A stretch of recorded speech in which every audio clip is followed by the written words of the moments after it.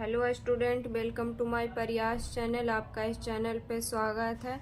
आज हम लोग एनसीईआरटी सार संग्रह पढ़ेंगे और एनसीईआरटी सार संग्रह में हम लोग बायोलॉजी पढ़ रहे थे और इसके पहले वाले चैप्टर पढ़े थे डाइजेस्टिव सिस्टम। आज हम लोग पढ़ेंगे नर्वस सिस्टम। तो आज इस चैप्टर को पढ़ेंगे स्टूडेंट और देखेंगे कि इस चैप्टर में क्या क्या क्वेश्चंस है और क्या क्या क्वेश्चन इसमें इम्पोर्टेंट है, उसको आज हम लोग पढ़ेंगे। तो स्टार्ट करते हैं पढ़ना स्टूडेंट। तो फर्स्ट क्वेश्चन है, मानव शरीर की प्रतिवर्ती क्रिया का फर्स्ट क्वेश्चन है स्टूडेंट, मानव शरीर की प्रतिवर्ती क्रिया का नियंत्रण केंद्र कहाँ स्थित होता है? तो मानव शरीर की प्रतिवर्ती क्रिया का नियंत्रण जो केंद्र है यह स्थित होता है मेडुला ऑब्लंगाटा में। तो फर्स्ट क्वेश्चन था स्टूडेंट, मानव शरीर की प्रतिवर्ती क्रिया का नियंत्रण केंद्र कहाँ स्थित होता है? तो मेडुला ऑब्लंगाटा में होता है। नेक्स्ट क्वेश्चन है, हृदय की धड़कन की गति किसके द्वारा बढ़ती है? तो हृदय की जो धड़कन की गति है ये बढ़ती है अनुकंपी तंत्रिका द्वारा। नेक्स्ट क्वेश्चन है, प्रेरक कौशल जिसको इंग्लिश में बोलते हैं मोटर स्किल मस्तिष्क के कौन से भाग के साथ संबंधित है? तो प्रेरक कौशल जो है मस्तिष्क के कौन से भाग के साथ संबंधित है? तो ये ललाट भाग के साथ संबंधित है।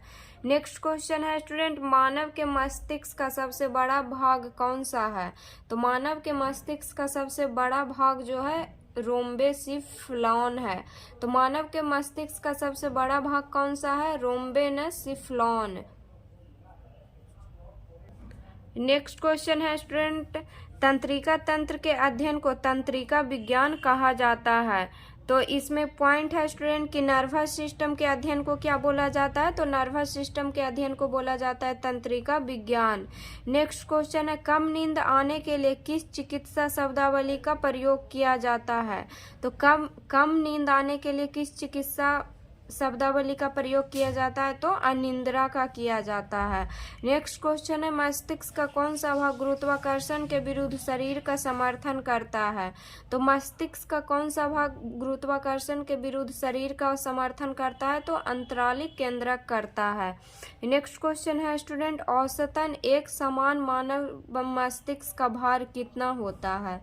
तो औसतन एक समान मानव मस्तिष्क का जो भार होता है 1.36 किलोग्राम होता है। तो मतलब 1 केजी 360 ग्राम होता है। तो औसतन एक समान मानव मस्तिष्क का भार कितना होता है? तो 1 केजी 360 ग्राम होता है। नेक्स्ट क्वेश्चन है स्टूडेंट, शरीर में प्रतिवर्ती क्रिया का नियंत्रण एवं समन्वय कौन करता है? तो शरीर में प्रतिवर्ती क्रिया का नियंत्रण एवं समन्वय जो करता है मेरुरज्जु करता है। इसको इंग्लिश में बोलते हैं स्पाइनल कॉर्ड। तो शरीर में प्रतिवर्ती क्रिया का नियंत्रण एवं समन्वय कौन करता है? तो मेरुरज्जु करता है, इसको जिसको इंग्लिश में बोलते हैं स्पाइनल कॉर्ड। सेरेब्रल पाल्सी का मस्तिष्क संबंधी विकार है जो सामान्यतः छोटे बच्चों में पाया जाता है। तो सेरेब्रल पाल्सी का मस्तिष्क संबंधी विकार है जो सामान्यतः छोटे बच्चों में पाया जाता है। नेक्स्ट क्वेश्चन है स्टूडेंट, तंत्रिका तंत्र का विकास सर्वप्रथम किस जीव में माना जाता है? तो तंत्रिका तंत्र का जो विकास है ये सर्वप्रथम माना जाता है हाइड्रा में। नेक्स्ट क्वेश्चन है, मनुष्य में कपालीय तंत्रिका की संख्या होती है। तो मनुष्य में जो कपालीय तंत्रिका की संख्या होती है 12 जोड़ी होती है। नेक्स्ट क्वेश्चन है स्टूडेंट, मनुष्य में मेरु तंत्रिकाओं की संख्या कितनी होती है? जिसको इंग्लिश में बोलते हैं स्पाइनल नर्व्स। तो मनुष्य में मेरु तंत्रिकाओं की जो संख्या होती है 31 जोड़ी होती है। नेक्स्ट क्वेश्चन है, मानव शरीर में भूख तथा तृप्ति मस्तिष्क के किस भाग द्वारा नियंत्रित होती है? तो मानव शरीर में भूख तथा तृप्ति जो है मस्तिष्क के किस भाग द्वारा नियंत्रित होती है? तो हाइपोथैलेमस के द्वारा नियंत्रित होती है। नेक्स्ट क्वेश्चन है स्टूडेंट, डिसलेक्सिया नामक बीमारी मानव शरीर के किस अंग से संबंधित है? तो डिसलेक्सिया नामक जो बीमारी होती है ये मस्तिष्क में होती है। तो डिसलेक्सिया नामक बीमारी मानव शरीर के किस अंग से संबंधित है? तो मस्तिष्क से संबंधित है। शरीर के अन्य सभी अंगों की तुलना में किस अंग को ऑक्सीजन की आवश्यकता सर्वाधिक होती है? तो शरीर के अन्य सभी अंगों की तुलना में किस अंग को ऑक्सीजन की आवश्यकता सबसे अधिक होती है? तो मस्तिष्क को जो है ऑक्सीजन की आवश्यकता सबसे अधिक होती है। तंत्रिका ऊतक का प्रमुख कार्य क्या है? तो तंत्रिका जो ऊतक है इसका प्रमुख कार्य क्या है? उत्तेजनाओं को प्राप्त करना तथा मेरुरज्जु व मस्तिष्क के आवेग भेजना।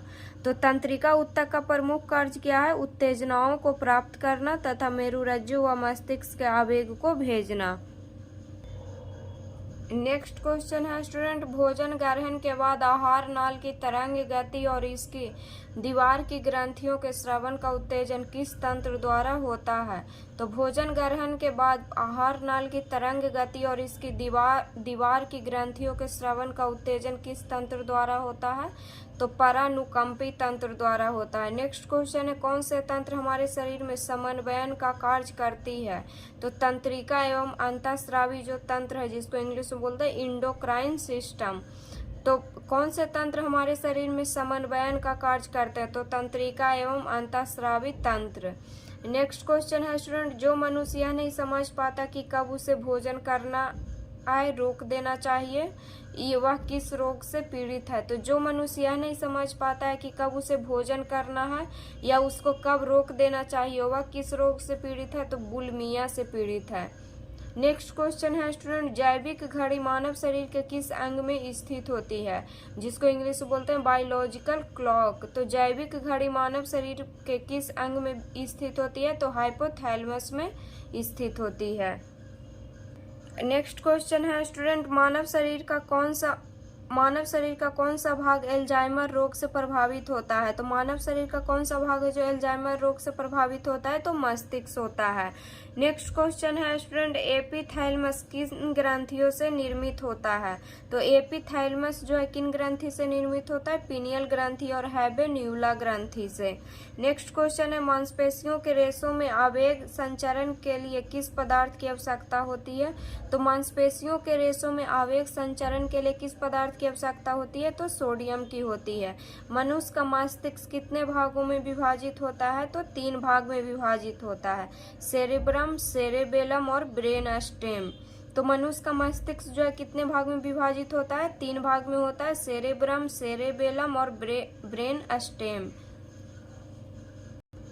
नेक्स्ट क्वेश्चन है स्टूडेंट, न्यूरॉन का बाहर निकला हुआ लंबा भाग क्या कहलाता है? तो न्यूरॉन का बाहर निकला हुआ लंबा भाग कहलाता है तंत्रिकाक्ष, जिसको इंग्लिश में बोलते हैं एक्सॉन। नेक्स्ट क्वेश्चन है, तंत्रिका कोशिकाओं के तंत्रिकाक्ष के चारों ओर किस पदार्थ का आवरण पाया जाता है? तो मेलिन पदार्थ का जो आवरण है पाया जाता है। तंत्रिका कोशिकाओं के तंत्रिका कांच के चारों ओर किस पदार्थ का आवरण पाया जाता है? तो मेलिन पदार्थ का पाया जाता है। सुई चुभाने पर किस अंग में पीड़ा का अनुभव नहीं होगा? तो मस्तिष्क में जो है सुई चुभाने पर पीड़ा का जो है अनुभव नहीं होगा। नेक्स्ट क्वेश्चन है स्टूडेंट, मानव के जन्म के बाद किस अंग में कोशिका विभाजन नहीं होता है? तो मानव के जन्म के बाद किस अंग में कोशिका विभाजन नहीं होता है? तो तंत्रिका कोशिका में जो कोशिका विभाजन नहीं होता है।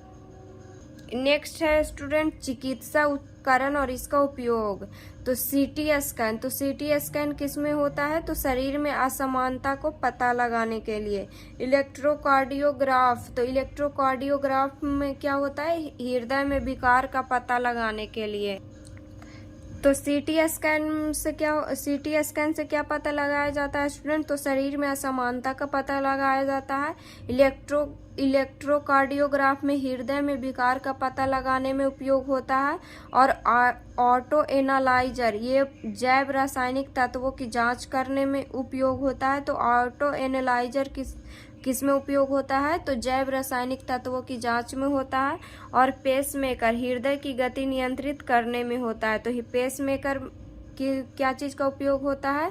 तो हृदय की गति नियंत्रित करने में। नेक्स्ट क्वेश्चन है, मानव मस्तिष्क का कौन सा भाग वृद्धि, स्मृति और तर्क का केंद्र होता है? तो सेरिब्रम होता है। मानव मस्तिष्क का कौन सा भाग वृद्धि, स्मृति और तर्क का केंद्र होता है? तो सेरिब्रम होता है। नेक्स्ट क्वेश्चन है स्टूडेंट, 2 तंत्रिकाओं कोशिकाओं के मिलन को क्या कहते हैं? तो 2 तंत्रिका कोशिकाओं के मिलन को कहते हैं सिनेप्स। तो आज इतना ही पढ़ेंगे स्टूडेंट, इस चैप्टर में इतना ही था। कल नेक्स्ट वीडियो में नेक्स्ट चैप्टर को पढ़ेंगे। तो वीडियो अच्छा लगे तो लाइक कीजिएगा और चैनल को सब्सक्राइब कीजिएगा।